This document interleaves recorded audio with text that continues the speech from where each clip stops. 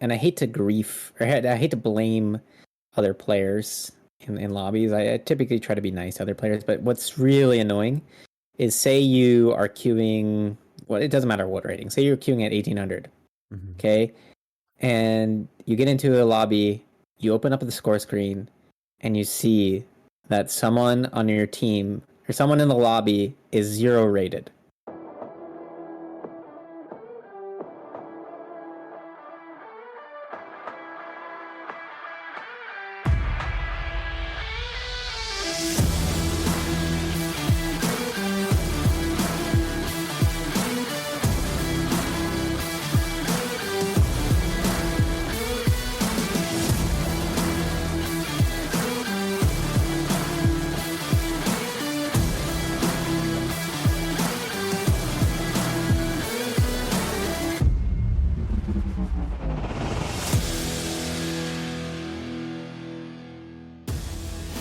It's April. It's April 24th, 2024, and you know why you're here, so let's kick this off right and introduce the players. Hey, I'm Jarazar, and WoW Esports aficionado. Hey guys, I'm Big Moran, and I have officially, but unofficially, re-rolled to Assassination Rogue, and Jake is actually not here today. He has burrowed underground, like an elemental shaman typically would do in these trying times. But anyway, we're sad he's not here, but today we're going to be talking about something dark, grim, and scary. Of course, it's MMR. Indeed. That thing that mostly people only complain about, but don't actually talk about. Yeah, it's an interesting sort of obscure topic. It's kind of like this black box that exists kind of in the ethereal world of the Blizzard servers, and we don't really see it. What its true nature is, right? It's this hidden beast. Indeed.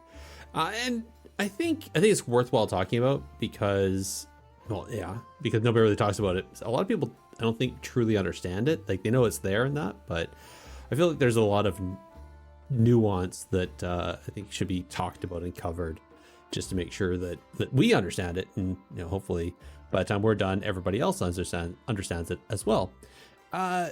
Before we do that, though, I think why don't we get into the need, greed, and past first, and just get the little pieces out of the way. What do you think?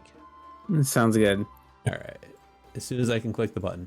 Here we go. This likely won't be a clean fight, so keep your distance, Harry! I am so professional at this now. You'd think after 200 episodes, every time. Good old need, greed, and pass segment where I'm going to propose a scenario with 3 options related to WoW, and we get to play along, and I really hope that you, sitting at home, play along as well. So come on over to our Discord, or play along with us on Twitter, whichever way you want to give us your take on the need, greed, and pass. But the topic for today is, I don't know if anybody's paying attention, but there's a whole bunch of news that came out of the War Within. And of course, the data miners have been pulling all wonderful pieces of information out of all the data files they got. And one of them was for the rated battleground, Blitz, actually. It looks like they're going to have some titles. And one of them is a seasonal one. I think they're calling it Strategist, which, that's okay. But I thought, maybe we could come up with something better. So I brainstormed a little bit, and the ones I came up with were Blitzed, Battled, or Teamster. So if you could choose, I guess maybe this is a little self-serving. Maybe you think Strategist is better than those ones, Big. But if it wasn't going to be replaced, which one would you replace it with? So the 3 options were Blitzed, Battled, and what was the third one? Teamster. Okay. So it'd be like Moran the Blitzed, Moran the Battled, or Teamster Moran. So I know exactly which one I'm gonna need. So I'll go with that one first. I'm gonna go with Blitz. Yep. I don't know if this is a thing in Canadian slang, but Blitzed at least from my experience, means like drunk. Yep. So I'm gonna go with Blitzed as the need because I think that's kind of funny. Big Man the Blitzed, you know, that's a good title. Then Teamster. Teamster is kind of goofy. Yep. I'm gonna go with Teamster. I think it sounds kind of funny. I like these funny titles. Mm-hmm. You know, like a good title that in game that's kind of funny is like Salty. You know, you can do a lot with that title, Salty. So I'm gonna need Blitz because it's the funniest one, and then I'm gonna agree on Teamster because it is also quite goofy. Battled, I understand, you know, but it sounds kind of tough. But to me it sounds a bit corny. All right. Well, I see like Battle Master's already taken, so I was like, yeah, you know, it's a bunch of battles, so battled. Okay, but all right, yeah, and that's why I picked Blitz is just for that exact reason, is because yes, in Canada it also means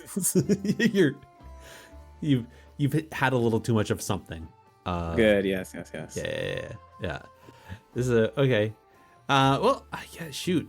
So for me, I was gonna need on Teamster. I like it.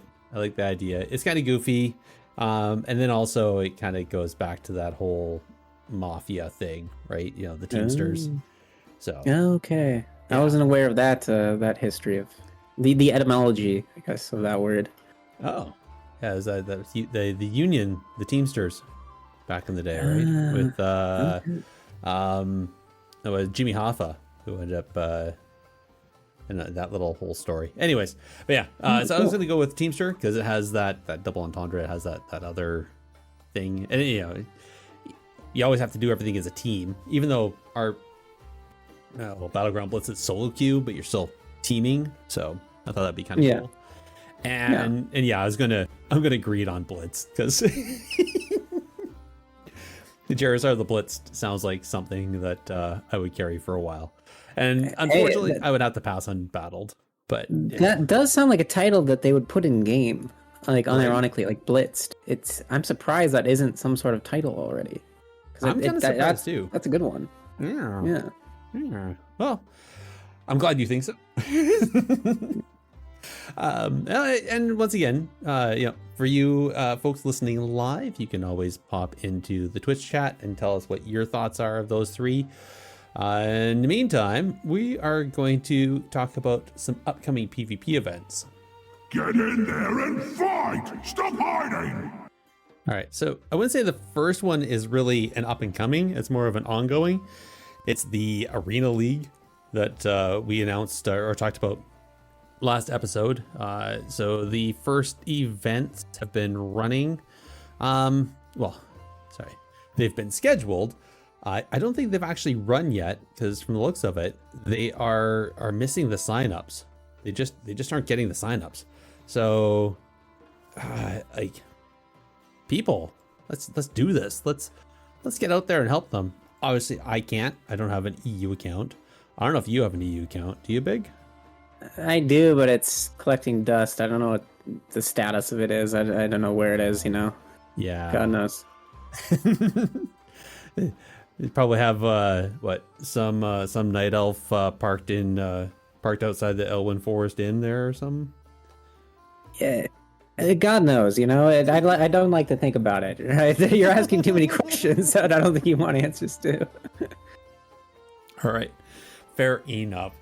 Well, I do know that we have a number of people that listen to the show from the EU, so go sign up. Click on the links. Go check it out. And maybe you'll get some games, get some fun game time. All right, the other things that are going on, Raider.io is hosting their Pro-Am charity event. So this is a Mythic Plus event, usually a really good watch. And if you are into Mythic Plus and you want to, you can sign up, register on Raider.io, and there's a possibility you'll be picked up and be playing with the professionals. And like really, there's some professional people. And if you're not, go and watch the show. Make sure you donate to the charity. It's a great event, and give them your love. And last but not least, another Mythic Plus event is the Liquid Eve Ascension Tournament. We talked about this before. It is for gender minorities only, typically women, and that's all the team can be made up of is gender minorities. And this one's going to be a great push style as well. So they all start at, with a similar level key, and they have to push those keys as high as they can, and they get points based on key level, completion, and completion time.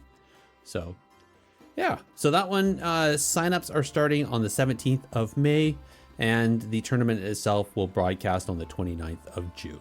So if you are within that minority, and that sounds like something you want to try to do, by all means, sign up, give it a shot. Should be a fun go. And that's about it. I think that's probably the fastest intro segments we've done. Yeah, that was quick. You could say we blitzed through that. Oh, I like it. I like it. Speaking of other things I like, let's talk about MMR. I'm gonna light you up, sweet cheeks. Dad jokes for the win. Thanks, Big. Yep. All right, so MMR, matchmaking, rating, matchmaking rating.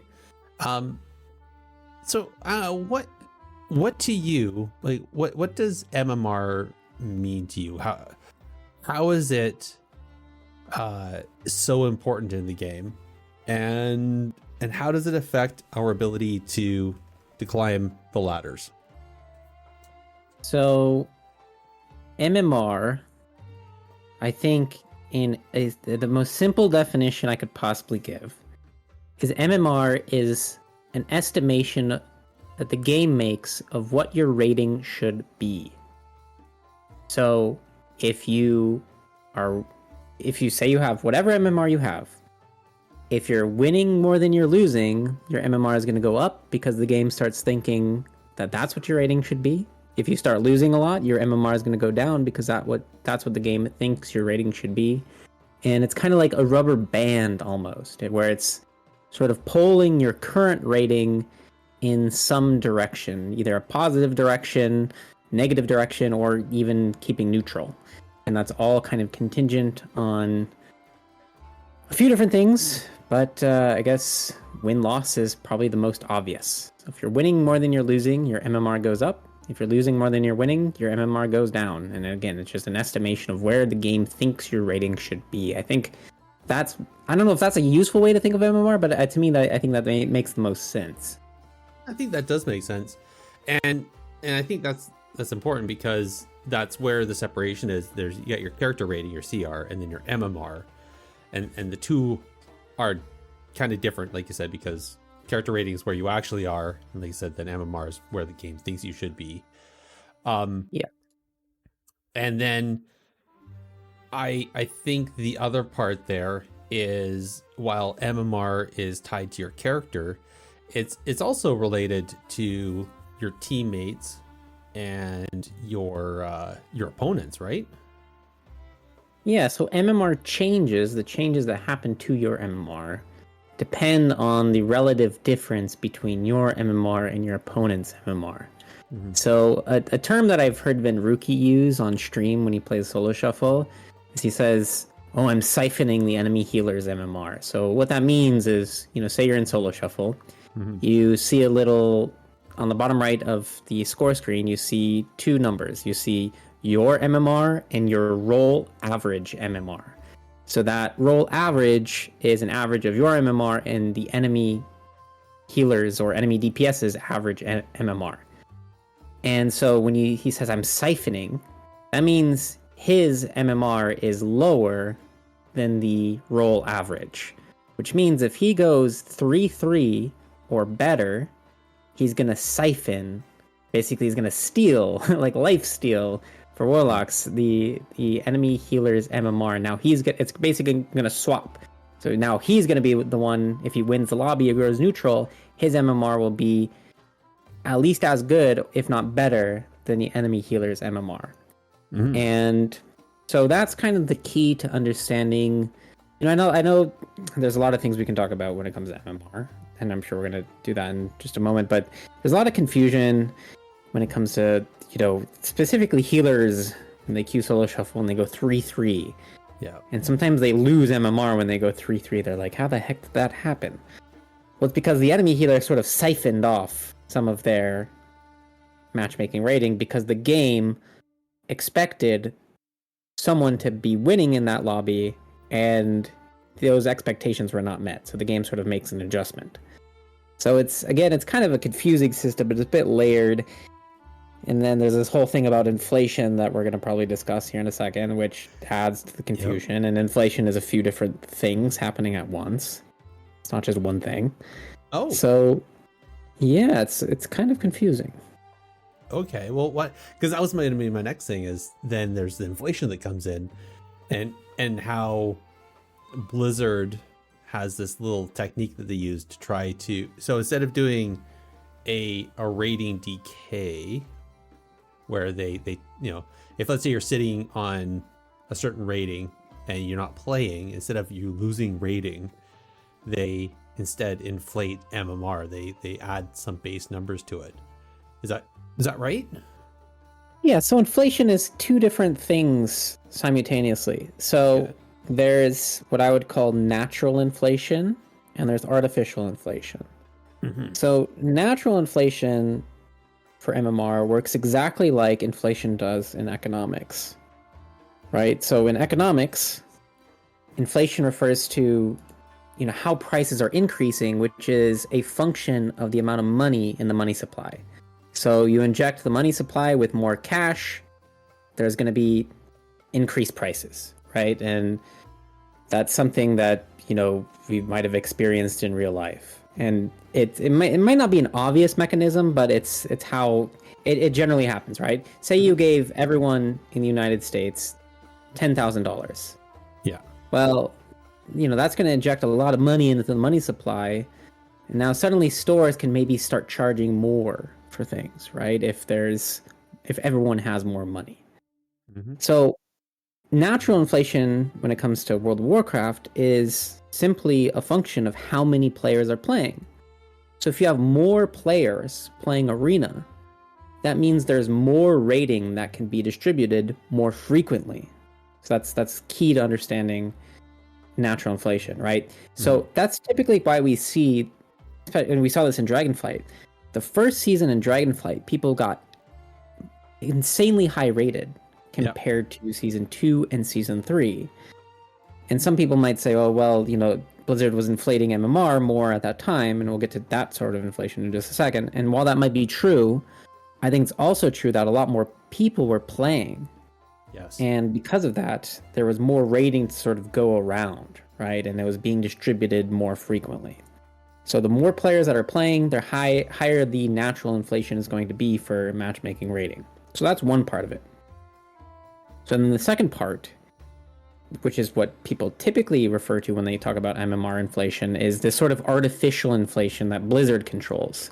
Mm-hmm. So the way I believe Halinka described it in an interview in Shadowlands is they aren't necessarily adjusting the high end of the ladder. What they want to do is adjust the midpoint of the ladder.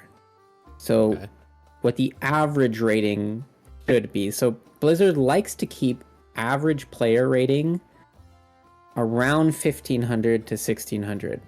And if you go to Drustfar right now, you can see, I'm sure it needs to be updated because it's a new season, but in a few weeks from now, you can go to Drustfar and there's a rating distribution curve in the PvP stats tab. So you can see it's a bell curve, right? So there's very few players who are below 1,000 rating, and then 1,100, 1,200, all the way up to about 1,500 to 1,600. That number climbs, right? Yeah. Then you get to the peak of the bell curve, and then beyond that, the number kind of goes down a bit. Now there's a weird jump at 1,800, and that's because people collect their elite sets and sort of dip out. Yeah. Then it goes back down, and then you get to the rank 1 ratings, and then that's the other end of the bell curve. So when Blizzard is inflating MMR, what they're just doing is they're simply moving the the peak of the curve to the right. So they're wanting sort of average player ratings to be higher. Okay. So I think what that means is the people who benefit the most from MMR inflation are people who are about the average rating. They can expect to see the biggest gains from, well, who are on the left side of the bell curve. They can expect to see the biggest gains from that shift. And I think you see less of a shift sort of on the right-hand side of the bell curve, especially towards the extremes. Okay. And yeah, so I think that's why, you see these players on Twitter complaining, oh, my, MMR is capped. Well, yes, and it's capped, and it might be going up gradually, and you might not be seeing the inflation that other players are seeing. Yeah. I almost akin that inflation, that added number that Blizzard does, similar to when the government increases minimum wage. Yeah, I think that might be right, that's a classic example that's given in economics with like supply and demand, right? Yep. And labor markets, right? If you increase if you set a price floor, right, it's going to shift the curves, right, in some direction. Yep. And so yeah, that's basically what happens with MMR inflation. But I think the thing people don't really realize is how important the sort of natural inflation is to that, the like MMR, right? If more players are playing, that generally means that there's going to be high MMR sort of passively. Yeah. And yeah, and I think, geez, I feel important to chime in here is because you made mention about the 1800 and people dipping out, and that has that little weird spike happen on the bell curve, but that is actually that greatly impacts that higher end, because now that's people taking the inflation out of the MMR economy. No different than if somebody took like $1 million out of the economy and stored it into a mattress or something like that. Like nobody's ever going to see it. Nobody's going to be able to benefit from that stash, or it's removed completely from the ecosystem. And I think that's also something where, as players get to their goal and they decide they don't want to do that anymore, then nobody else can siphon from them, and it just robs the ecosystem of those points.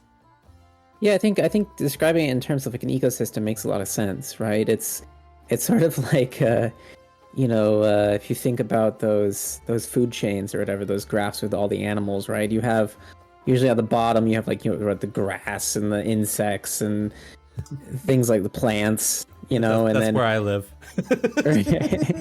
And then those get eaten by the birds, which get eaten by, right, I don't know, the foxes, which get eaten by some other animal, right? Everything sort of goes up. So if you sort of, if all the foxes stop queuing, right, and then the wolves have nothing to eat, right? That's you're exactly right. I think that's kind of a fundamental problem with the current reward system, is that you get to a certain point, and for a lot of players, they really have no incentive to go any further, and that sort of shuts off the stream of MMR, down the river, and now suddenly the high end of the ladder can't really inflate like it should be inflating because people just stopped queuing. So yeah, I think that's definitely a very big structural problem that should be addressed. I mean, I know they have like at 2100 you can get the enchant or whatever, and 2400 you get the tabard. Yeah. But the elite set is just so alluring to a lot of players that's all they care about. Yeah. And they just want that. Well, I think also getting beyond 1800, like cresting over the 2K mark is just too far for some people. It's too much energy and effort that they don't want to do that. Yeah. Right?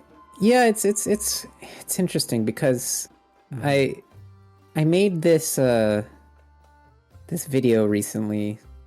What went wrong with Dragonflight PvP, and I made a point that I sort of disagree with in this video, but it's like a, how should I say it? There's I think a dual-edged sword when it comes to rewards in World of Warcraft, where I wish that players would just play for the fun of it. That's my belief. I believe that the end goal when playing WoW PvP is to just play for fun, play to, to push yourself.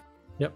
The reality is that's not how a lot of people play WoW, right? There's a lot of people who just care about the shiny little thing that they can collect at the end of their journey. And so when Zaryu actually made a reaction to my video, and he was saying, because I made a point like, maybe there should be more rewards along the way. And Zaryu was like, no, I disagree. Like, players should play because the game is good. And it's like, well, I agree with that.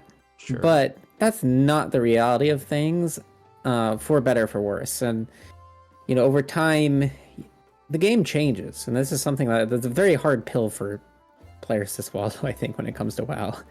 Especially players like me and you who have been playing the game for a long time. The game changes, the community changes, gaming as a whole sort of changes over time. And I think it's very apparent that right now in WoW, cosmetics and collectibles and what have you are a huge motivating factor for people playing the game. So any sort of incentive system has to reflect that. It can't just be, the game is fun, go play it. No, people won't do that, unfortunately. That's like saying,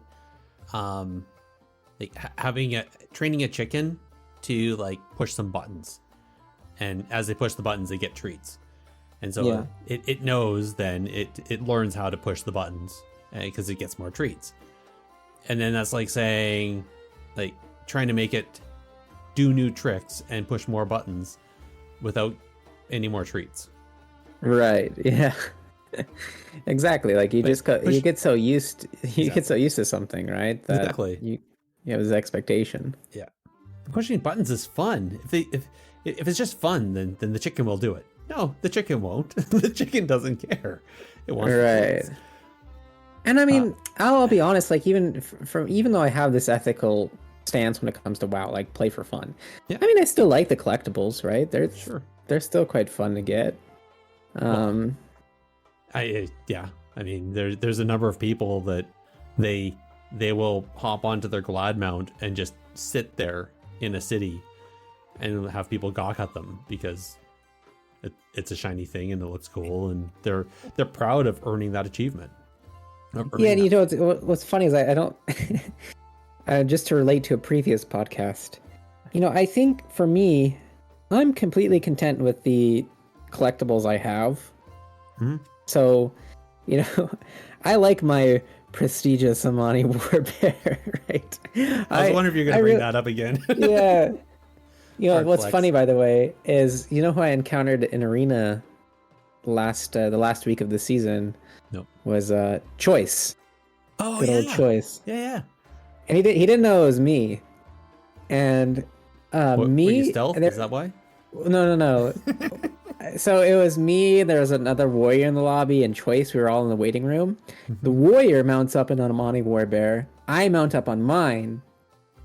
And Choice says, wow, 2 Amani Warbears. And I responded, yes, very prestigious. And he didn't know it was me. But then afterwards, I messaged him. I was like, hey, man, I just played against you in Arena. He was like, oh, I thought that was you, like, talking about your prestigious Amani Warbear. So funny. For me, it's like I don't really care too much about the collectibles, but I understand why some people do. Well, we all have collectibles. Heck yeah.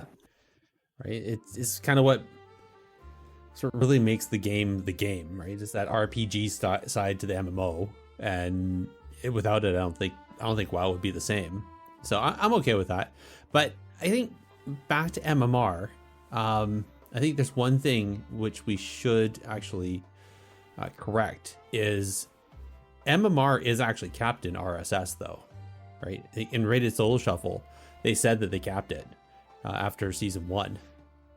Yeah, so that's another thing. So there's inflation, and then there's this cap, which you can kind of see. Well, I used to be able to see quite easily on. Is there a script you can run or something to see what your MMR is? I think you can see your. Yeah, I'm sure there's probably some script. I mean, I don't. I mean, all you can just queue Arena and see what your MMR is. True. But the cap is something completely different. So that is literally a hard cap that Blizzard puts on matchmaking rating, and presumably the reason I think they do this is to prevent the highest end of the ladder from getting too ridiculous. So it might seem like a evil and sinister thing to do, but I think it's a very sensible thing to do. But I don't think they cap 2s or 3s. No, everything. I believe everything has a cap. Really? Yeah. I mean, geez, if there wasn't a 2v2 cap, I don't know if you've checked the 2v2 ladder every season, but there's 2 players, Dino and Magnus, who queue together every single season, and they like Dino usually has like a 90% win loss in 2v2, like something ridiculous, or they both have ridiculous win losses. Yep. And if there wasn't a cap to MMR, I mean, they would be like 4K rated, right? Like that. Like, yeah, like I'm sure you've seen those screenshots of like the players on like the Taiwan ladder who have. Yes. I don't know how they're doing that. That's its own. Geez, God knows how that's happening. But you could see what might happen if there wasn't any cap.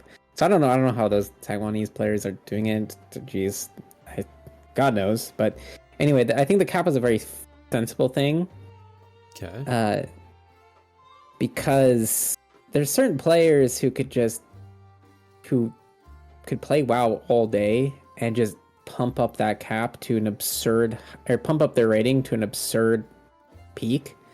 And say you're like a father of 4 who works, 9 to 5 and has to feed his kids. Imagine, you get home and you have to compete against people who can play all day and just bump up that rank 1 rating to absurd heights. So I think they kind of do that to respect players' time, if I had to guess, because things would just be too ridiculous otherwise.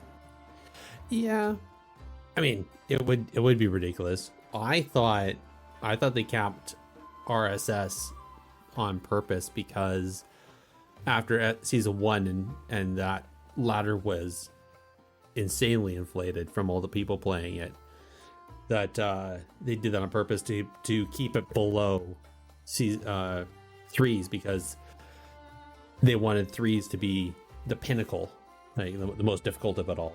And I know there's a number of people that were concerned at the end of season 1 how they're trying to be prestigious and playing this pristine utmost difficulty of 3s, and weren't able to get anywhere near their rating that they were getting in like Shadowlands, and they were being out prestiged, I guess, by Solo Shuffle. So I think and I think another reason too is I think they want queue times to be faster in Solo Shuffle. So if you put a cap, that sort of like bunches everyone together, right? True. I mean, if they didn't have a cap, then queue times would be absurdly long for players. Like, I think, ironically, capping MMR is probably the best thing they could do for queue times for the highest end of the ladder, right? If they didn't have that cap, say you're 3,500, I mean, you're going to be waiting in queue for 3 days, right? Like, I think players tend to freak out at these caps. Sure. But in some ways, I think it's beneficial to them. Yeah, I think you're right. I guess I can see it both ways. Like, I see it if I had reached, let's say, 3120 in season 2, and I can't even reach 3K in season 3 because that's where the cap is. Like, how can you say that you've improved, that you've done a better job, right? Yeah, so that's an entirely different discussion, right? I mean, we can talk a little bit about that. I think that's a worthwhile conversation. Yeah. Right, because MMR caps, inflations, and whatnot are constantly changing from season to season. I think it does make progression as a player quite confusing. Towards the end of last season, Vinruki posted a tweet showing his Resto Shaman's current rating compared to his highest rating. So in Solo Shuffle, his highest rating was 2700 from season 1. Yep. And his current rating was 2100 in season 3, with a similar amount of games played. And he's like, well, I got better at playing Resto Shaman, but now I'm 600 rating lower than where I was when I started in season 1. This doesn't really make sense. Yeah. So that, I think, is just, right, a problem of relativity, right? Ratings are only relative to each individual season. And the numbers are really hard to compare from season to season, right? 2100 in season 1 is completely different than 2100 in season 3. Yeah. And I think that's a problem that Blizzard should probably address at some point. And I think we've talked about this actually on the cast, like how would they do that? And it seems like percentage-based rewards are the most obvious solution to that, right? I mean, that's how Challenger, Rival, and Duelist and Gladiator used to work. I mean, it all used to be percentage-based anyway. And that seems like a more practical solution to that problem than anything else, right?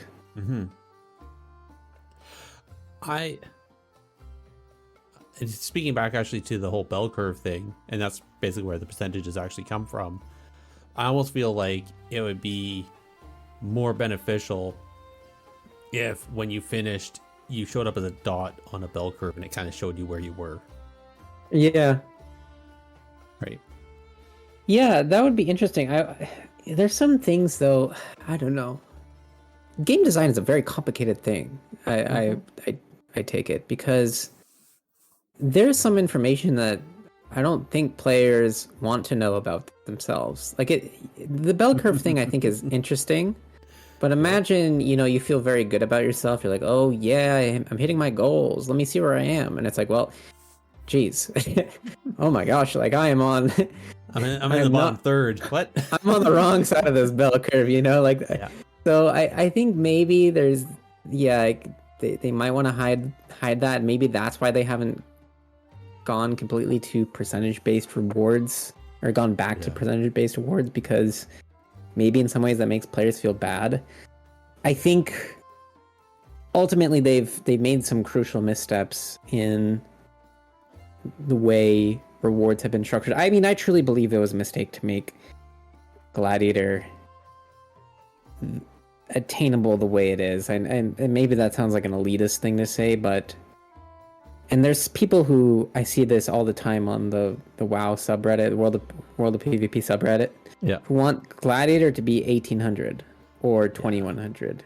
Yeah. And maybe I'm just old, but I remember a time when like Gladiator was this big, massive, sort of built up achievement, and it still is for a lot of players, but man, when you get these crazy hyperinflated seasons like Shadowlands Season 2, the sort of value that Gladiator holds gets diminished, I think, in some respects, right? Oh yeah. And I think Gladiator should be this sort of exclusive little club, and having it be a static number that changes from season to season is going to make that not feel as exclusive. And I mean, plus I think the problem we were describing with players getting 1800 and stopping, I think also applies to players getting Gladiator. I think a lot of players probably get Gladiator and then maybe just stop. Definitely. So yeah, so if it were to go back to a percentage-based thing, I believe it used to be top 1% of the ladder, I think. I think so, yeah. So Yeah, I don't point remember. 1 was rank 1 and then 1% was Yeah, the and I think gladiator. I think that tension, that suspense at the end of the season was always fun. At least it was for me. Well, Back in my day, getting gladiator, it was I like, would I counter that though, because you don't know if you earned it or not until end of the season, versus with a fixed one, you know that when you get 1500, you get the what's it, the mount. You know that when you get 1800, you get the elite. You know that well, 2100, you get the enchant. I will counter your counter. So you used to be able to use websites to know if you were above the glad cutoff. Well, It was always those were never accurate though. That's an estimation, because the API limits what you see. I think they were pretty accurate. I don't remember them ever being like super far off. And so that's what I mean. There is this tension. And it's kind of like, you know on Christmas Eve that there's going to be presents waiting for you on Christmas morning, right? Santa Claus came overnight. But you don't you don't know what he gave you, right? And that was kind of the fun little tension that you got with the old system.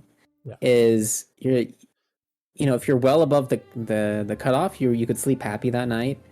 If you're below the cutoff, you still had optimism. You're like, well, what if some teams above me got reset and that bumped me up? Yeah. Reset for cheating or whatever. So I don't know. I kind of I liked the old system in some ways because it gave you that suspense, which I always thought was fun.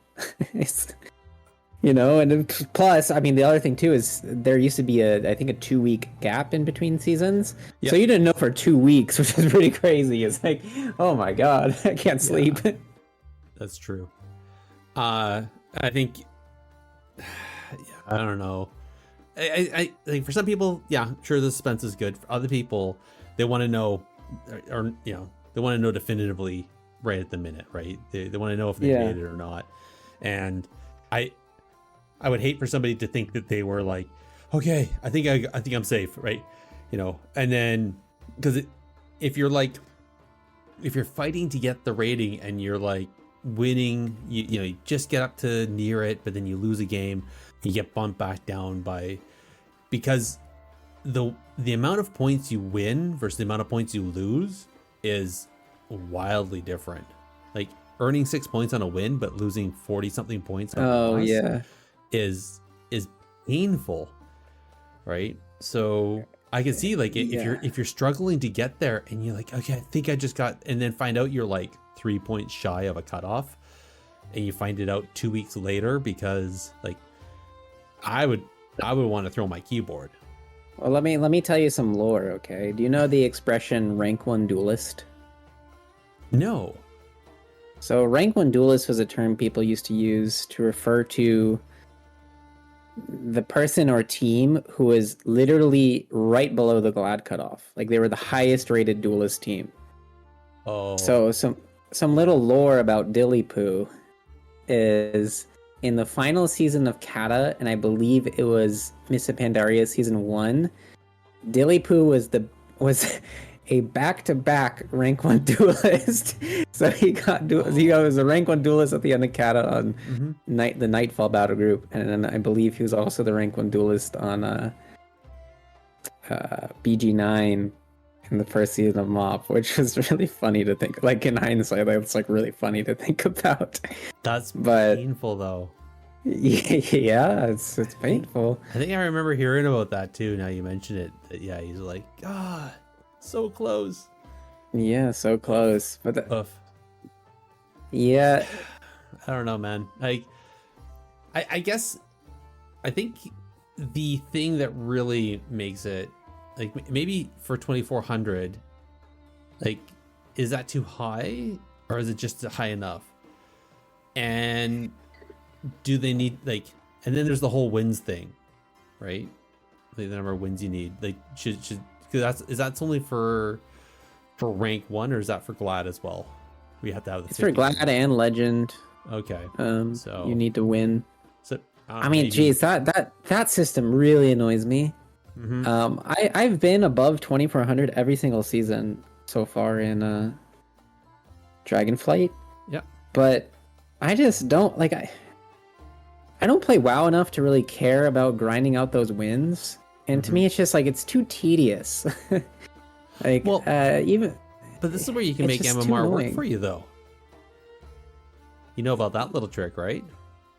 Yeah, I mean, players have been doing that for ages. If you're talking about like, say, I think it was that Feral Druid posted a screenshot where they were 2900 rating and they got their Gladiator achievement at 2.2k MMR. Yeah. So people have been doing stuff like that for years. Like infamously, there was this Death Knight, who I will not name, but there was this Death Knight who did something very similar one season to get rank 1, where they just were right below that rank 1 cutoff, and then they queued with their like 2k rated friends and just grinded out like 1 and 2 point wins for a while. Until they got above the cutoff. I mean, it's something that people have been doing for ages. So yeah, I mean, I think in Solo Shuffle you have to win 100. Yeah, you have to have 100 wins above 2400 to get Legend. I don't know what it is. In Gladiator, it's 50. But I mean, in Solo Shuffle, 100 wins. I mean, especially if you're a DPS. I mean, most people tend to gravitate towards somewhere around a 50% win loss. So that's like you're looking at 180 to 200 games probably of Solo Shuffle to get that Legend. And I mean, that's kind of tedious. That's 100 rounds. It's like what 100 divided by 6, whatever that. But I mean, like you need 100 wins of. It's not rounds. It's like it's scoreboard wins. I thought So, it was. say you- I thought it was 100. It's not 100. It's not like 100 games where it's like.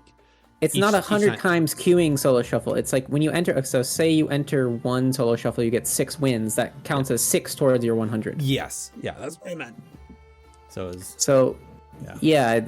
still, I mean, you're looking at 200 rounds potentially, and geez, I don't want to do the math, but that's a lot of. If you're a DPS, that's a lot of time sitting in queue. 45-minute queues. Yeah, let me just do that really quick. So 200 times, let's say 20-minute queues. You're looking at 4,000 hours divided by. No wait, that can't be right. 4,000 minutes. 4,000 minutes. Yeah. And Divided by 60. 4,000 divided by 60. 400 divided by 6. You're looking at 6 hours, 7 hours. 4,000 divided by 6. Wait a second. I don't know. Anyway, you're looking at a long time. I'm sitting in queue. That's the point. You're sitting in queue for a while. True. True. And I don't know. My napkin says you are correct. That's a lot of queue time. Yeah, Anyway. yeah. Anyway. All right. So I want to MMR. So I remember like back in the day before MMR really existed, we always used to, if you started a season, you started a brand new tune, you're at 1500 rated CR, and then you either gained or lost from there, depending. So it was really painful because you like fresh new tune, trying to grind gear. You didn't really have anything because you just leveled or whatever, and then you enter into arena and you just get smacked hard for like an ungodly amount of games until you're like low enough where you're also with the rest of the people that are just trying to leveled and whatnot, right? Yeah. So I think MMR does something similar where you start at 0, but your MMR like starts at 1500, right? Because that's the mid score, and then you're getting smacked down until you get down into where the game thinks you actually should be. Which I think is feels a little bit wrong. I think similarly though, and people found this where like, let's say season 1, they played Solo Shuffle. They got, let's say they got like 2K or something like that. They didn't play season 2, and then season 3, they picked up the tune just out of the blue, and boom, they're into a 2K rated match. Yeah. So I know I was queuing my rogue yesterday, and my rogue carried over MMR from the previous season. And I'm curious what happened to my other characters who I hadn't played in a while. It all yeah, carries. they should. In theory, they should all carry. Mhm. It's weird too because, yeah, what's really annoying. So there's a situation you sometimes get, what you're exactly describing. And I hate to I hate to blame other players in lobbies. I typically try to be nice to other players, but what's really annoying is say you are queuing. Well, it doesn't matter what rating. Say you're queuing at 1800.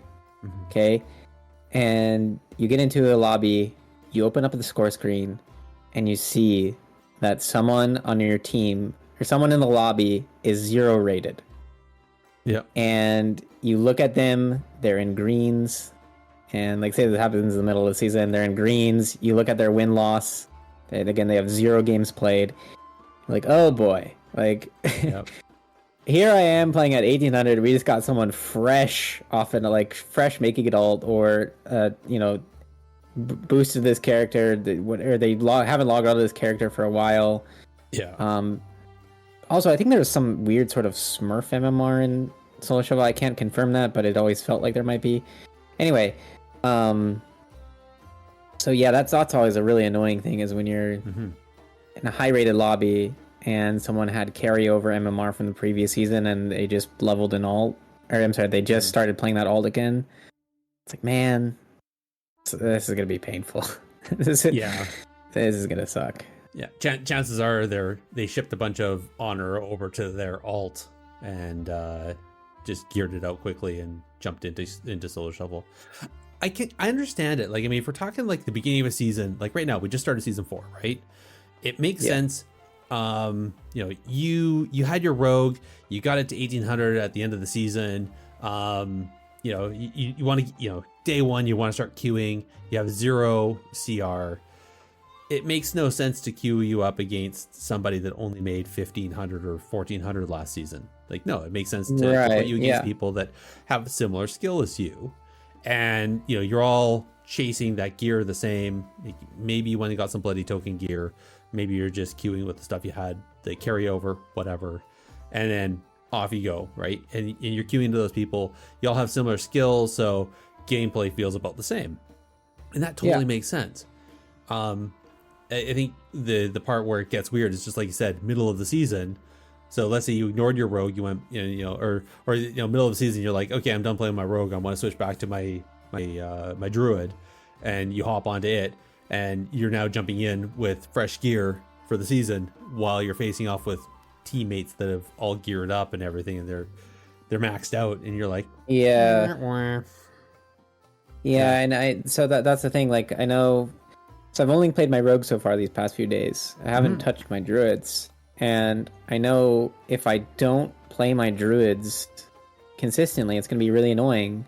Because if I don't keep up on gear, that means, the very first time I queue, I'm going to be in full honor gear. And people are going to already have their, tier sets, weapons, whatever, great vault stuff. And I'm going to be 2400 MMR, and I know I'm probably going to lose, right? And that's not fun. I mean, I think it feels bad. Yeah. I think not the consequence of not resetting MMR is that you get into situations like that where it's like if you fall behind, the next time you queue, you're just going to be miserable. So like an MMR reset in between seasons kind of makes sense. Plus, I mean, geez, I hate to give the forum posters what they want to hear, but oh my gosh, it's really fun playing in low MMR lobbies when you're so much better than everyone else and you're just smashing everyone. Oh, that's fun. I joke because the people in the forums are like, oh, these rank 1 players, they just want to grief these low. Like, no, it's like, no, we don't really want to do that, but it's like fun. I will say it is fun. It is fun. No different than like it's fun watching like a Harlem Globetrotter come into like some high school gymnasium and just waltz over top of yay, my team won the state provincial or the state finals, and just get completely raffle stomped by the Globetrotters. So I think that there are people though that that's their enjoyment, is just raffle stomping on people and feeling good and feeling good about themselves. And so there are people that will purposefully, lose a bunch of games, depress their MMR, lose a bunch of CR to go down to those 1500s, so then they can feel really good about themselves. No different than how some kids in high school will sometimes wander over to the elementary school playground and feel like giants amongst little people because they think it's fun. It's human psychology. Gotta love it. I just think it's funny when Peekaboo is queuing viewer twos, and you can clearly see he's just there to play with his viewer. I mean, it's just content. That's all it is. It's just content. Yeah. And he gets those screenshots with the selfie cam. I think that's just it's still just content. And so I think people, Peekaboo would just accept an invite from whoever's watching a stream, right? Doesn't matter what rating they are. They could be 2400, they could be 1800, they could be 1200. And it's just really funny because they do go on Reddit. People are like, "Oh, Peekaboo is he's intentionally trying to torment he's gatekeeping me, he's preventing me from getting my rating." I'm like, no, he's probably not. Like, he's just like a streamer who's making content, trying to pass the time. I remember queuing up. Abstract was streaming, and so I ended up joining on. I think it was on my DK, freshly, just threw on some honor gear, total fresh, and we were playing twos. And the first game, I couldn't kill anything. I didn't have the stats to do any damage, really. It was so stupid. And then I think the second game, we ended up queuing into Zaryu, who was doing the same thing. And I just got blown up by Zaryu. It's okay, I'm done. But yeah, I feel that. I think it's knowing what you're doing and knowing what you're queuing into. I think if you're trying hard, really trying hard, again, it's the high school team trying really hard to play basketball, but then just getting raffle stomped by the Harlem Globetrotters. It gets tiresome pretty quick, right? Yeah, well, I will counter by saying it's, I think, a useful experience if you genuinely care about improving and gaining rating. I think it's good to get bodied every now and then. And there's this sort of culture within fighting games. Mm-hmm. If you ask any professional fighting game player, they'll tell you that the first tournament they ever went to, they just got absolutely destroyed, right? And because especially WoW players have a big ego, and fighting game players also have gamers in general have big egos. Yep. And so say you're a competitive Smash Bros player and you're beating your brother, you're beating your friends, and you're like, dang, I'm pretty good. I'm going to enter this tournament. It should be pretty easy, know? And then you go to this tournament and you play against some nerd who just absolutely, destroys you, 4-stocks you, and you go 0-2 in the tournament, you're out instantly. I mean, I think that experience is quite humbling, and for a lot of players, it's actually quite motivating. But I think if you get stomped by Peekaboo on stream, I don't think the reaction should be oh, that's unfair. I think the reaction should be I want to be able to beat that. I want to be able to do something against that. And of course, it's overwhelming, but I don't buy into this idea that that's preventing players from enjoying PvP. I don't think so. I see both ways. Is that yes, that can be motivating if you can learn from it. If it just happens so fast that you don't understand what even happened, then now again back to the whole now you just lost 40 something plus rating, and then you're having to grind back up another 8 wins to get that. And if every other game you're running into a rank 1 player who's just making content and playing with viewers, that's not fun. It is, yeah, I see that. And it's funny, so something you said that made my ears peak up. I don't know if that's an expression. Is don't understand is someone not understanding why they lost. And I think that is a very interesting thing to say, because as someone who has been teaching WoW now for a very long time, I think it's very important for players to get to a stage in their PvP life where they can to truly understand why they lost a game. Because I think that's where true like improvement really starts to happen. Oh, for sure. And so I know, like, if you play against Peekaboo, it can be overwhelming. It's like he's doing like a million different things really fast. But I think if you were to go back and watch that, your clip against him, and really slow down and sort of try to analyze the game, I think you can learn something very useful. And it's hard to interpret losses as they happen, but if you go back and just watch, I mean, that's why they say, like, if you record your gameplay, that's a really good way to improve. If you go and then you go back and watch it, because I think getting to a point where you can understand why you lost the game is really, really, really important for players. And that's like a big hurdle. It's a very hard thing too. I'm not saying it's easy, but I think it's something people should try to do. I think the hardest part with World of Warcraft is people look at the death log of the last 5 seconds and say, oh, well, I died because they blew me up with all these abilities. When the real answer is the reason why you died there was because 3 minutes or 45 seconds ago you blew your trinket on and you're stuck in a CC and your healer was, or your friend was also locked in CC because they blew their trinket and there's overlaps, but nobody sees that. They just see the I died because I got blown up. Yeah, I remember in a skill cap video a long time ago, I described that as like details deathlog syndrome, where people get really fixated on details. I mean, it's an unfortunate thing. In some ways, I think like the deathlog is not a very practical thing to look at. Players like to look at it, but I don't think it really helps them most of the time. It's just like makes them mad, right? To see that they got hit by a pyroblast or something. Yeah, whatever it is. Yeah. But yeah, I wish people would focus less on that, because I do think it is not a very practical thing to pay attention to. I think you're right. Focusing, I think, actually is a good thing. We should probably focus back to talking about MMR and all these other existential things and all these tangents we're going on.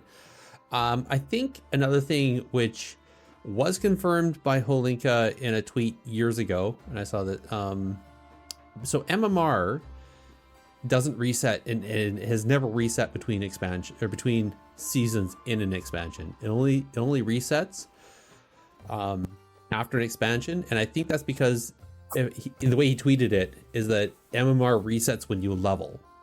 So obviously that's interesting. Yeah, so I mean, like, if you're let's say you're BGing on your way up as you level, then you're gaining MMR as you BG, because well that's a bit of an assumption. There's a rumor, I think they confirmed it somewhat, that there was like a hidden MMR for random BGs or random doing that stuff. I don't know if it still exists or not. So assuming that that's the case, then of course every time so War Within starts, we all start leveling. As soon as you hit that first level, your MMR is going to reset, and then it just kind of keeps doing that until you get to max level, and then it can actually grow again. I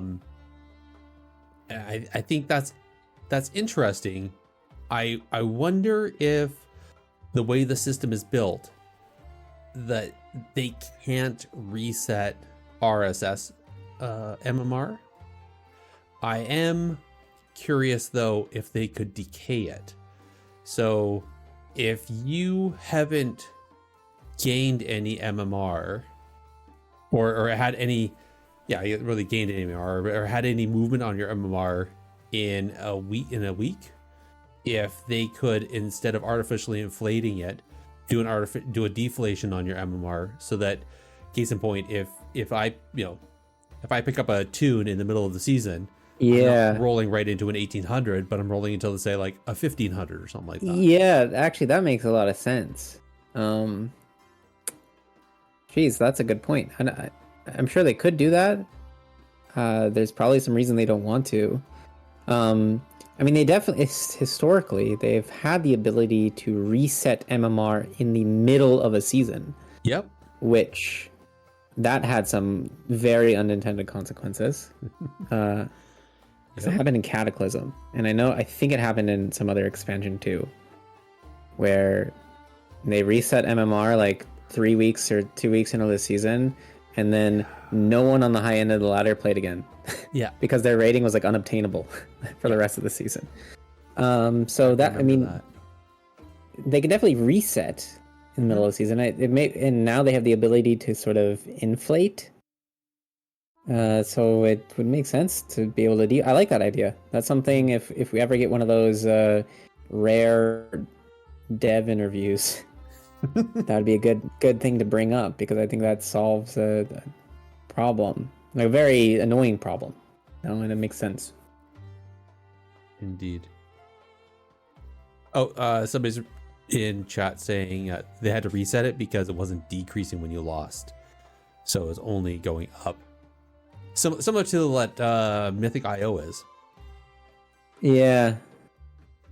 So yeah, well, I think maybe that's something that they should do. Is instead like change rating loss. Yeah, so it's just it's like Mythic IO, where every season it drops back to 0, right?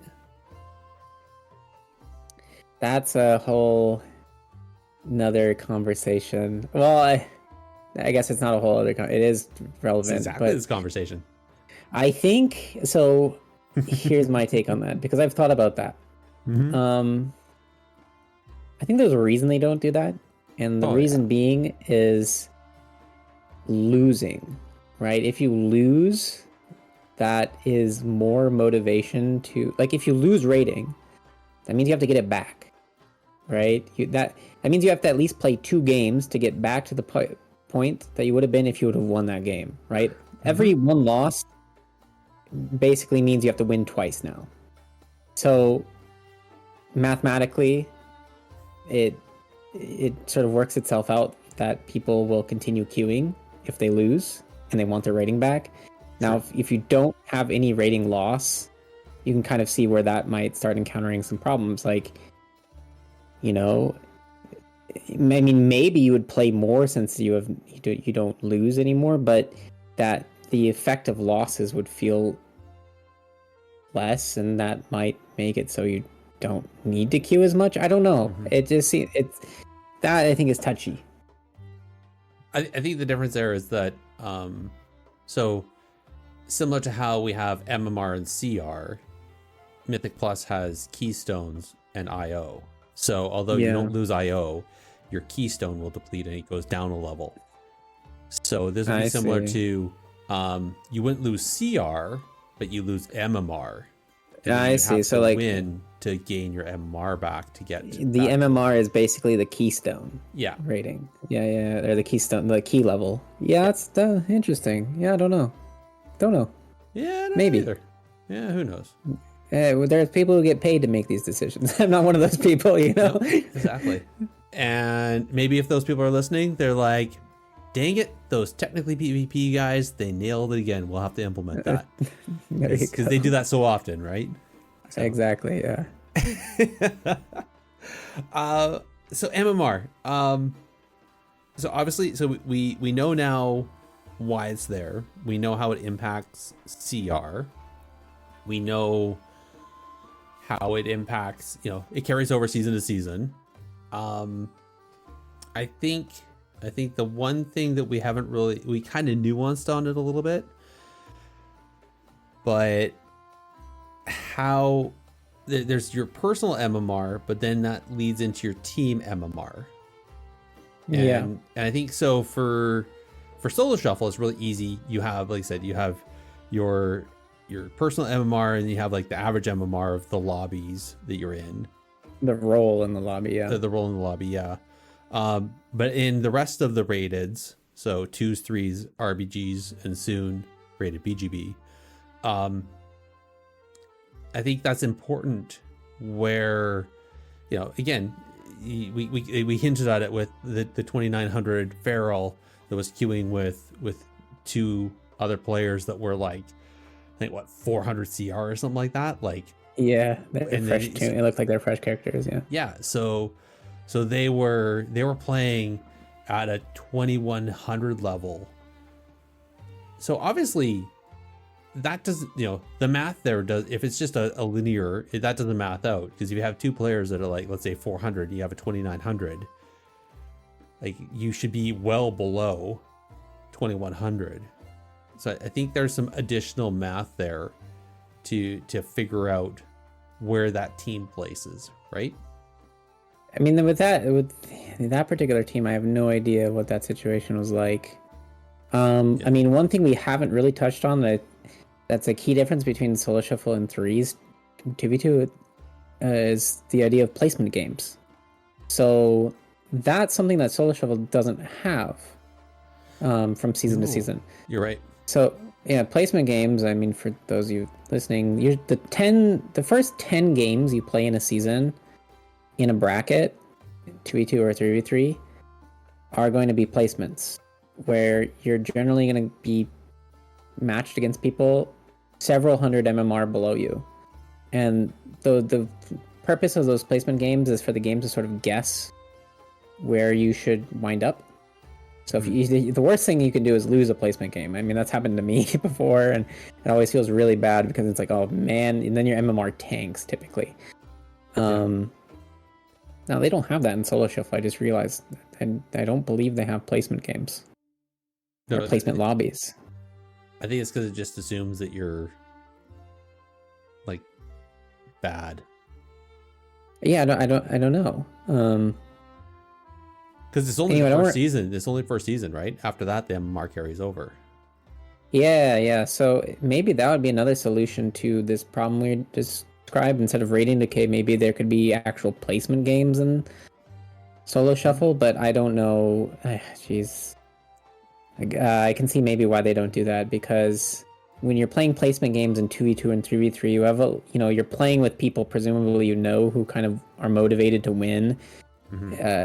Whereas in Solo Shuffle, I mean, if you're playing placements, it's just a completely random environment. So if you have a higher chance of just randomly losing, and then there goes your placement MMR. But I still think it's probably better than the current solution they have. Maybe. I don't remember what the original question was, to be honest. I randomly remembered placements. So what were we talking about? I was talking about how MMR gets averaged over a team to figure out what the team's MMR is, rather than like, it's not just a flat average. It's not. Yeah, so with that Feral Dread, I don't know how they wound up at 2100. If I had to guess, there might have been some carryover MMR from the previous season plus placements. Because probably, maybe. I don't know what happens in that placement time period with MMR, but yeah, I don't know either. Yeah, don't know. I think there is one little elephant in the room that we haven't talked about, though. Yeah, and that is levers. Oh yeah,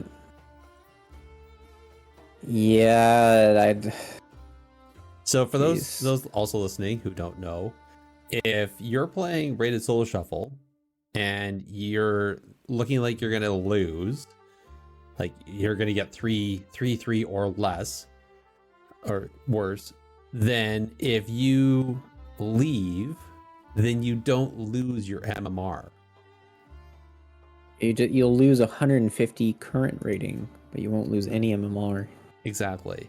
So then when you go back into another game, you have lower CR, but you still have high MMR. So it places you in a situation where when you'll get a better lobby, you'll win back your CR really quickly, and probably gain some MMR, which will then put you higher and higher and slingshot you upwards. And that's why you have people that are levering. And generally, so you eat a debuff. You can't queue for however much time. But I'm pretty sure that debuff, that timer, counts down when you're offline. So all you do is just log onto another tune, play that for a lobby, and then switch back over, right? Yeah. Leaving is definitely an issue.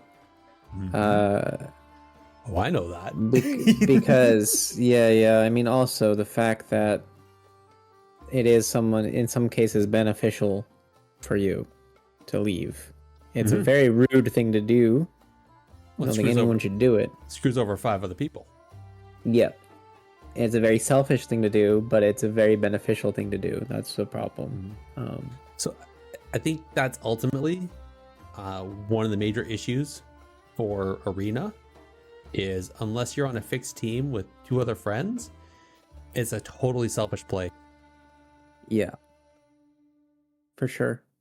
2s, 3s, RSS. It's all about solo queue RBGs. We're gonna have the same thing. People are gonna leave mid game, and there's no backfill. Yeah, I wonder that. I'm actually quite concerned about that specifically. Me too. Because I can see that being a big issue. There's probably gonna be a lot of leavers. I'm sure it's gonna happen more frequently. Just also because of the nature of the game mode. Yeah. Right? Solo shuffle, at least it feeds you the action sort of like in these waves. Like RBGs are sort of this long build up, right? And so say you just got capped on, right, by a rogue and it's the end of the game. Like I could definitely see someone being really frustrated at that and just like AFKing out.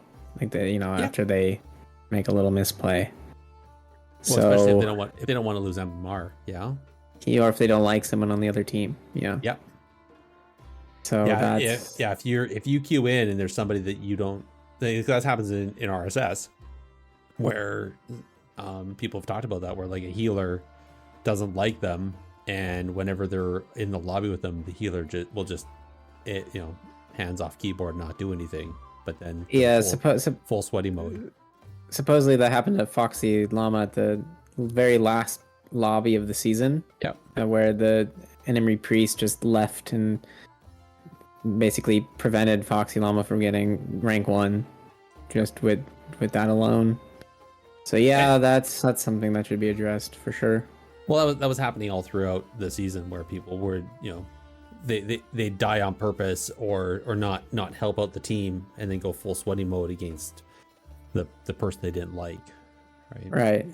I think, what did I say? I think that will be an issue. I remember with way back in the day, if you put somebody on your hate list, on your ignore list, then you would no longer queue with them into random dungeons if you just do dungeon queue. And I want to say that carries over to PvP. But it's only on the character though, right? It's not on the BNet. So you'd have to, and I think ignore lists are capped to a certain amount. So I mean, you can only ignore so many people. Maybe that's why. So I've seen some players complain that they have really long queue times. And every time I play a DPS, I mean, sure, the queue times are long, but I've never had like a 45-minute queue. At granted, I'm not that high rating on my DPS typically, but I wonder if that's just because they have a lot of players on high rating. Well, a lot of players on ignore. My bad. That are high rated. Or they're ignored by a bunch of people. Because they might be toxic, and so they have anyway, I don't know. I feel again, if we ever have a dev on, that's like going to be one question I ask. Eventually someday we'll get confirmation, but I feel like that's a thing, and if it isn't, I think it should be a thing. I think it's something that's not used enough is ignore lists. I don't think a lot of people do that. They face tank the toxicity, and they're like, meh, okay, on to the next queue. Because there's so many people in queue that until you get to those upper echelons where there's such a small pool, chances of you playing against that or with that other person is kind of slim. Right. Exactly. All right.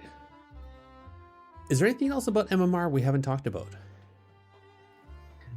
To go on a sort of a little, what should you take away from this as a viewer? I don't think you should be, because I think a lot of people get confused at MMR. They get mad, they get frustrated, they feel certain ways about it, and I understand that. But I really think that the important thing is just to press Q, and there's nothing, like, the MMR is not designed to like punish you. I mean, in some ways I guess it might be, but it's not like the game is like you're doomed, right? If you have low MMR, if you simply win more than you lose, that MMR will go up, your current rating will go up. So even if you have low MMR now, just play the game, get better, see improvements, and eventually it will go up. So I think there's a lot of people who tend to have a lot of anxiety and frustration with the system, but just play. Don't think too much about it. That's my takeaway. I will also say there's the other side to it, where if you are not working hard to improve, then you are going to feel that brunt when you switch over seasons, because if you out of the artificial inflation and the natural inflation over a season, let's say you make it 1800, part of that is actually being boosted by the system. So at season beginning, you may not actually be an 1800 player. You may be like a 1600 player. And so because you haven't learned, you're not learning from your losses, you're not learning, you're just playing the game. So there's a chance you're going to take that first brunt, you're going to lose a bunch of MMR, you're going to lose a bunch of CR, and you're actually going to go back to kind of where you belong until the system bolsters you and pushes you back up to that spot where you're being kind of inflated to. And you have to prove to Blizzard that you deserve the rating, ultimately. Exactly. And I think that's something that a lot of people don't like to hear. Right. But yeah, I remember I didn't like hearing it when I was, back in my day, when I was a young gamer. But yeah, it is what it is. All right. Yeah. Now, the most infamous part of our show, somewhat self-serving in this case, since we've already kind of talked about some things that we would like to maybe do to fix MMR. So I think maybe we'll just open it up to all of World of Warcraft. Big. If you could change one thing, what would it be about World of Warcraft?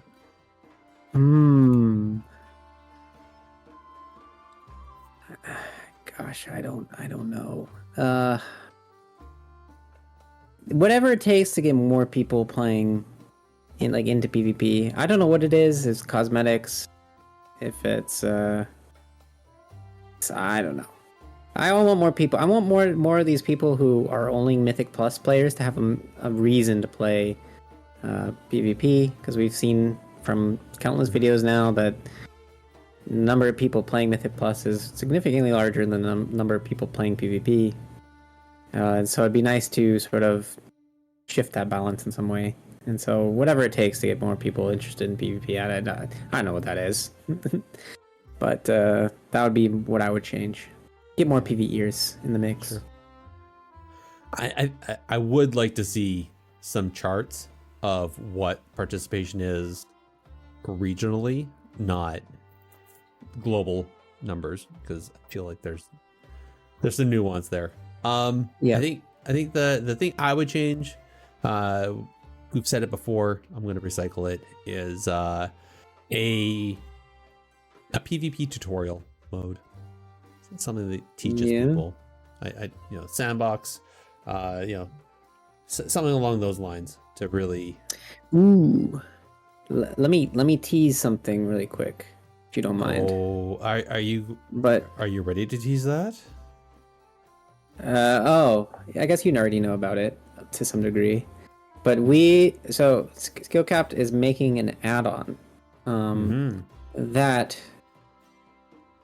will hopefully reduce the barrier of entry to PvP.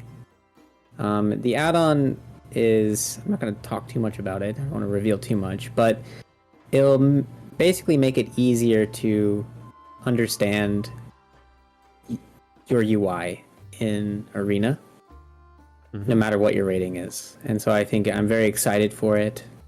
Something that I think can do a lot for the game if people choose to use it. And I think they should. No, not biased. But I'm very excited for this add-on, which should hopefully be coming out in the next few weeks, maybe even next week. I don't know. Ooh. I look forward to it. I remember we talked about it offline, and yeah, I saw. I was like, oh, this is going to be neat. Yeah. So, and UI is, I mean, we talk about it. But I don't think we really said it specifically. But World of Warcraft is really a game of information, and right. if you don't have the right information at the right time to make the proper decision, you die. Yes. PvE, and the goal, PvP, it's the same thing. The goal with our add-on is to make sure you have the right the information you need. Mm-hmm. The next trick is having people know what the good decision is. Right. An add-on that can tell you what to do that's the right decision at the right time, that's money. Oh wait, that's a bot. Yes. All right. PvP news. Let's do it. All right. Who ordered up an extra large can of whoop ass? Alrighty. Couple events that happened in the last few weeks. There was Keystone Masters, I think now Keystone Productions, did the Battle of the Bands. So that was a really fun tournament to watch over the 13th and the 14th of April. Quick congratulations to Pirate Pete's and Team Liquid for winning EU and NA respectively. Kudos to them. Really fun tournament. Really kind of cool. You know, banning maps, banning specs. Obviously, with that, there's some lulls. So, the time frame between matches to get the matches going was a little bit long. Not gonna lie, but it was still very fun to watch. And Team Liquid actually on the NA side, they got knocked down and they had to battle their way back up through the lower ladder to come back up and then take out the team that knocked them down. So I'm just curious, 'cause I didn't watch the tournament. Was in most matchups, was something consistently banned, or did it kind of the bans change from matchup to matchup? I see. I can't really say because I didn't watch EU. I only caught like the tail end of it, and I only watched part of NA. I want to say map wise, yeah, it was consistent. Like it was like Blade's Edge was always, or Mugumbala was always. I think. Well, yeah. So it's more. I guess it's not really that they banned maps. It's that they picked the maps that they wanted to play. Is a better way to say it. I think Tiger Peak was like one that was only played like toward the end of the best of 7 kind of thing. So it's definitely a lot of the same maps. As far as specs though, I can't say that. I don't know. I'd have to go back and watch it all again. Thanks, Big. Something I didn't watch, but I will give a shout out to was the Armed Forces Dungeon League AFDL. They hosted a Mythic Plus tournament as well on the 13th and the 14th of April. And huge congrats to Team US Army Esports for taking the W. So good for them. Hot fixes. Lots and lots of hot fixes. Nothing for retail, really. Yeah. Also, I want to throw a big raspberry at Lika, because I think he has an alert for all the blue notes. So every time there's a blue post put out, he's immediately posting stuff. He's like, "Hey, PvP tuning." I'm like, "What?" And then freaking it's SOD. Bastard. All right. Yeah. On that, so Season of Discovery is getting PvP tuning regularly. Makes sense.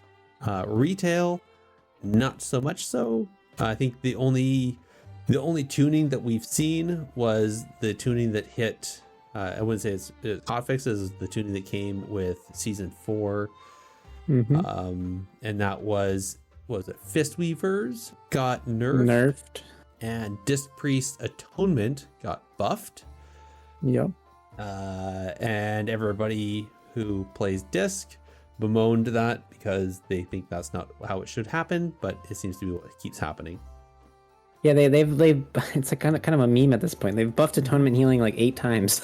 Yep. Like this priest still don't like it. You know, I think I'm not joking. I made this whole video about how PvP has basically become, you know, Mythic Plus, and class design seems to be focused on Mythic Plus. I mean, that I think right there is just proof of it. Like, right in Mythic Plus, I mean, Disc Priests were owning last season for a while. Yeah. Because you can actually atonement heal. You know, that is going to be a consistent source of healing, but you can't really do that in PvP because of CC interrupts, whatever. You know, it's way more annoying to try to have that play style. I feel like if you want to equate the two together, I feel like Disc Priest healing would do extremely well in well, obviously in BGs, because you have more people, more players that you're hitting, but also in arena if you're against a pet class, so like BM hunters or demo locks, because you can get all the hot ticks, basically all the your what's the name of it now? The fire, the dot. Purge the Wicked. Purge the Wicked, yeah, because that's a dot, which it essentially becomes a hot tick for atonement, right? Yeah, there's a lot of goofy interactions that happen with multi-target things. Like I know Alien Enhancement Shamans, they have a passive with their Primordial Wave where, depending on the amount of targets hit by their Ascendants, I don't remember exactly how it works, they get a haste buff, stacking up to 6. So every time I talk to Swapsy, he tells me how amazing he feels as an Ellie Shaman against like BM Hunters and Demo Warlocks, because he basically gets a 60% Bloodlust every time he presses Primordial Wave. So there's like these weird, you know, again, Mythic Plus. So these are all designed to be good in Mythic Plus, and they just kind of spill over into PvP because they're with Priests. There is a talent that causes Purge the Wicked to spread to nearby targets when you penance the target with Purge the Wicked. So yeah, there you go. You know, and interesting how this all works out. Indeed. That's interesting. I didn't know about that about shamans, but that makes a lot of sense too. But yes. I feel like again, like I'm so glad that we have PvP tuning on abilities where they, you know, we're not as held to PvE. But I think this is that new stage we're at where I hate to say it, but maybe there's a time where we have, you know, just the PvP side of the game, and it has its own different talents and its own way the specs play there, and then you have your PvE side that has that other side, or just or people just have to admit the fact that if it's going to be the way it is right now, where everything's formed to Mythic Plus, and we just kind of play another game that uses that same mechanics, then there's a bunch of classes you just can't play because they just don't fit well. Right. Yeah, like Frosty K. You know? Yeah. Don't tell Zeke. Frosty K doesn't really work. Frosty K doesn't really work in Mythic Plus either. No. So I don't know what's going on with that class. I think it's actually good in raids. I don't remember. Maybe Unholy's good in, I don't remember. Anyway. Yeah, I feel like, I'm not sure. I think Frosty K is pretty good, but I think Unholy still outdoes it, just general damage and everything. So Unholy always scales insane with like power infusion. Yeah. Last night Choice was showing me, it wasn't last night, it was 2 nights ago. Choice and I were talking because he's been making videos for the Skill Cap PvE stuff. And he showed me, because he used to be a analyst for Big Dumb Gaming, rest in peace. Yeah. And he showed me a spreadsheet, like the old spreadsheets he had from their PTR testing and how they test stuff on the PTR. And it was really interesting. I don't know if you knew this, but what they do is they basically have their entire guild log on the PTR, and they all go to a target dummy, and they all turn on details or whatever. Someone is logging all the information, and they basically blast a target dummy for 5 minutes straight. Okay. And then they do some other tests with that too. Like they give maybe each time they perform a bunch of 5-minute tests, and one time they'll power infusion one target, another time they'll power infusion a different target. They'll repeat this at different time intervals. And it's just like so interesting because they log all this information to basically figure out, okay, what's our raid comp going to look like in the new tier? When are we going to PI people? Who are we going to PI? It was all like quite fascinating information to me. I mean, it's funny because no one is doing anything remotely like that in PvP. I mean, Seadu's team historically always pulls out some like little tricks, with gearing and whatnot. But man, like it got me thinking, like, there's probably a lot we don't optimize in Arena that we probably could, Maybe the game mode is just too hectic for that, but geez, like seeing a spreadsheet of all this data was like, oh my god. Yeah. That's crazy. I think it's somewhat like, obviously there's people that go on PTR and they'll blast a target, change some talents, maybe change their gear so they're haste heavy instead of mastery heavy or whatever. And I think they do that and do some numerology math, but I definitely, we don't do it. I haven't seen a threes team stand in front of a PvP dummy and blast it. I would say that's cautionary though, because the PvP dummies don't test properly. Yeah, that's so annoying, by the way. Like, I know. And it's weird because like some abilities are so just unbelievable, like they hit unbelievably hard on the target dummies and then they just do nothing against actual players. Yep. It's like the PvP tuning doesn't work properly on the test dummy or something. I don't know. Yeah, I mean, some people have said, oh, it's because the target dummies don't have versatility. I think it's way more than that. Because to put it in perspective, if I Kingsbane, if I play my Assassination Rogue and Kingsbane the target dummy, it will do over 1 million total damage. If I Kingsbane in Arena, it will do like 300k damage. That's a big difference. That's way more than 40% versatility. There's something else going on there for sure. I mean, yeah. And it's not armor because Kingsbane is nature damage. I have no idea how these calculations work. Crazy. Yeah, I don't know, man. I don't know. It's all I know is that don't trust your numbers on a PvP test dummy. Oh, I've fallen victim to trusting those numbers many times. I think so. Well, yeah, I was gonna say season 4 updates, but that's what we already just talked about is Disc Priest and Mistweavers. That's about the only thing PvP there. MOP, the remix, MOP remix is happening. Yeah. I haven't seen anything specific about PvP. It seems very PvE centric. Like, basically log in, quick level, and then run a bunch of dungeons, run raids. I don't know. I honestly, I was really hoping we would see original Deepwind Gorge. I wanted to see that. Yeah, that would be fun. That was an amazing map. They need to bring that back. I wish, but I haven't heard or seen anything there, and it's probably too late. So, oh well. Last couple things. Actually, I'm gonna rearrange this a little bit. I got the hiccups all of a sudden. Plunderstorm got the end announced is going to be on the 30th of April. In the meantime, Renowned was buffed, so it's coming back. I think it's like twice as much you gain from each match.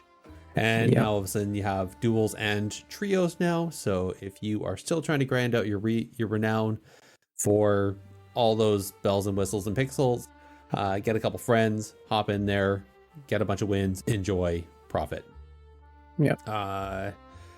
Battle with the Blues they're going to have a Battle of the Blues on the 26th of April for RBGs.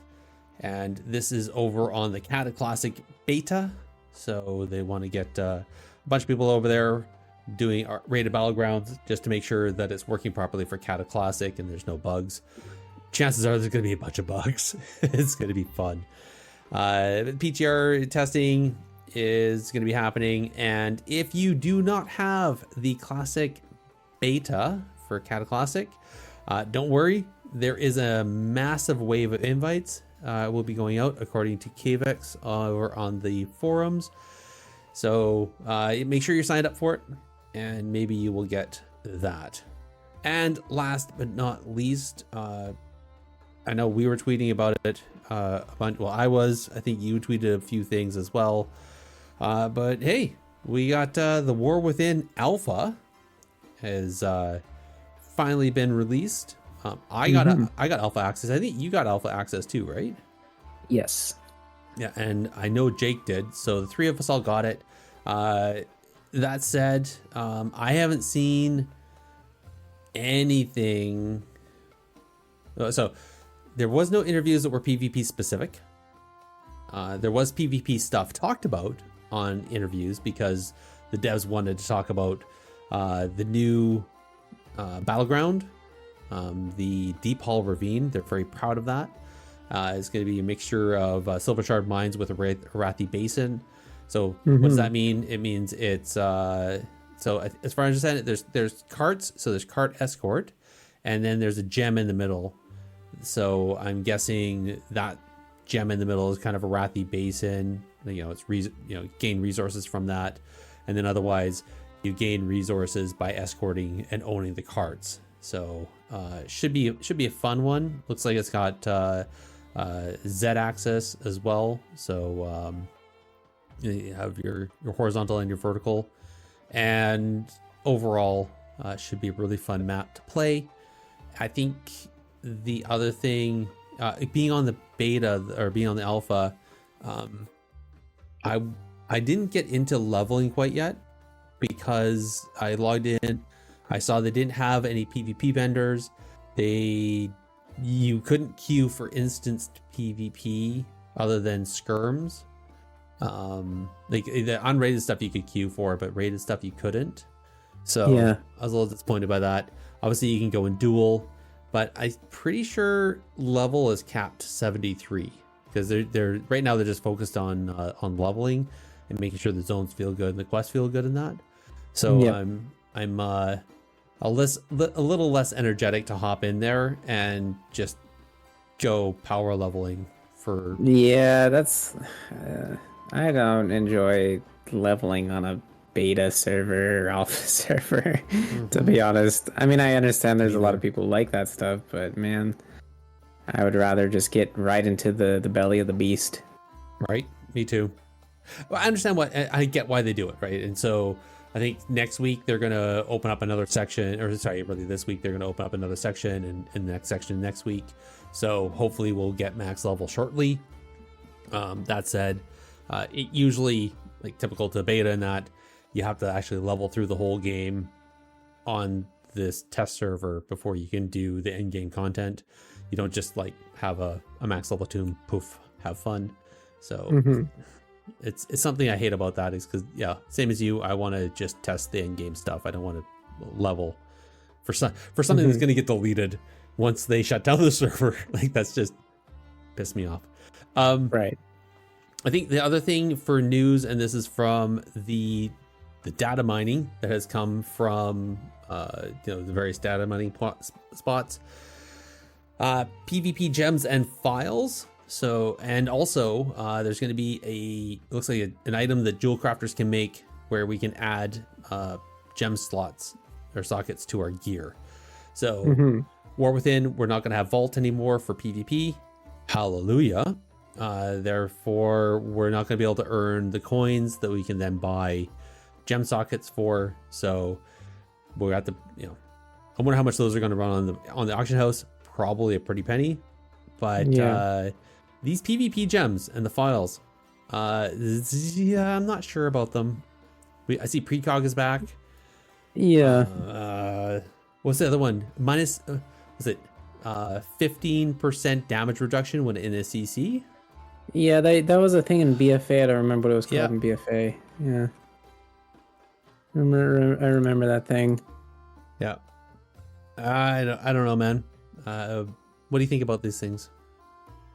I don't like the reduced damage, and because it used to be increased verse in stuns. I think that was it made the game really look really weird. I remember it was like Rogue Mage, right? The comp tech kills and stuns. It was really goofy because I remember they would stun someone and not really do damage, and then do the damage after the stun ended.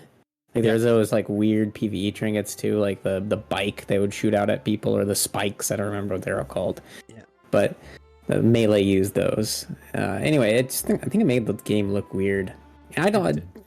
Typically, these things that interact with that you can do while stunned, I've never been a fan of those things. Even though getting stunned is annoying, it's like, monks can port while stunned. Mages can blink out of stun if they're playing blink. It feels kind of weird. What I wonder is if it's going to have an internal cooldown. Interesting. Yeah. Because if it doesn't, I mean, that's going to make some things feel pretty tanky against these stuns. Yep. And we talked about before all the micro CC, right? So right. Can you imagine? I'd hate to be a warlock. You dot something up, you got your dots rolling and everything, and then somebody decides to like chain a bunch of micro CC on the target, and so your dots don't do anything. Yeah. Oh, jeez. You just gave me PTSD. I had because I've been playing my rogue, and I play assassination rogue, right? A dot based spec. And then the other day I had a Destro warlock on my team, and I learned this is that seduce from a succubus removes dots, which is the most infuriating way to have your dots get removed. So I basically I opened on this resto druid, forced trinket and barkskin, whatever. And so I was like, okay, I'm gonna basically kill him next time. So I waited for DRs. I did my Omega damage, which is like Dance, Kingsbane, Deathmark, and then I just hear this little chime off to the side, and I see the succubus appear and instantly seduce off all of my damage. And I was like, oh no. My god, no, don't do it. No. What was that? Somebody was saying on Twitter, was it the shine or whatever?